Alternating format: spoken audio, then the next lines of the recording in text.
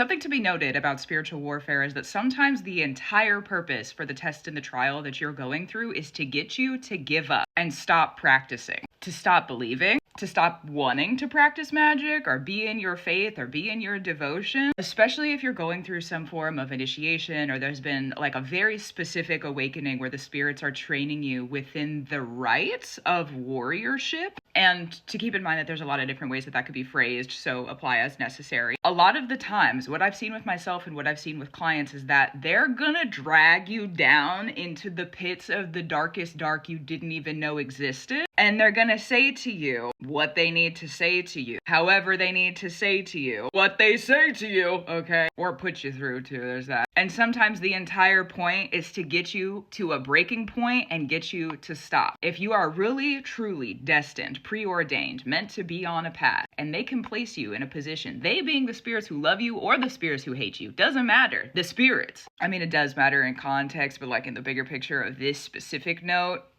it's both. If they can get you to the breaking point and then you give up and you're not gonna get up after that, there's other rights and other things to be earned in the spirit after you get to the lowest of the low. There's other stuff when you start to climb back up and you get dragged down into that pit, into the dark, and then there's more on the other side. So if they can convince you within that darkest moment to shove off your practice and never touch it again, think about how valuable the stuff on the other side of that moment is. Think about how much power, how much beauty, how much grace, how much patience, how much benevolence, how much all the things that are good for you, okay? Think about how much of that is on the other side of those moments, of those deep, dark pits. Especially when you look at the world and what's going on right now, like war and witchcraft together are not new, like at all by any means, okay? Witchcraft has always been political. Witchcraft has always been battle oriented. That magic has always been bad. That's the way it's always been and will continue to be for probably a very long time. That's above me. I don't know. And thankfully it is above me. I don't want that responsibility. You can have it. Whoever has that, thank you so much for holding it. But if you really think about what's happening in the world currently and having witchcraft and spirituality come to like a non-private place, we are on the worldwide internet talking about this.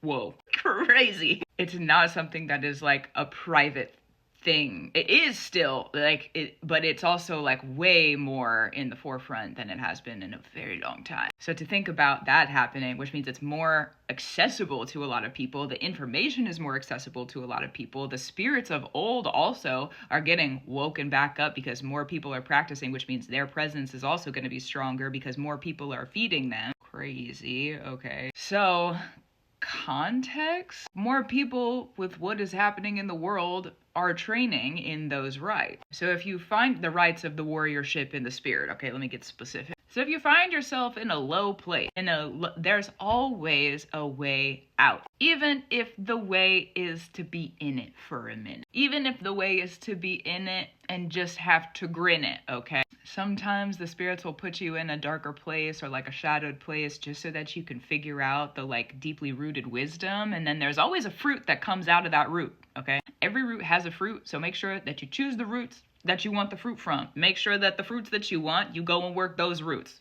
A whole other nugget of wisdom at the end of the video, okay? But going back to the point at the beginning, just make sure you don't give up. Rest when you need to. They're different, but don't give up. Don't give up. There's no reason. If you are chosen enough that the spirits have that kind of stuff around you or on you to get you in a place where your faith is fortified, that's crazy, okay? Be in the ride then. There's another side. You will exit that eventually. Gratitude, reverence, and love to you. Keep up the brew that you do. Continue with your practice, okay? If this was like really, really specifically for you, keep going. Keep going. I'll keep up my brew too, as I do. I had this idea before making my coffee, so I'm gonna go and do that right now. Thank you, coffee. Love you. Thank you, spirit. Love you. Also true. And I'll talk to you soon.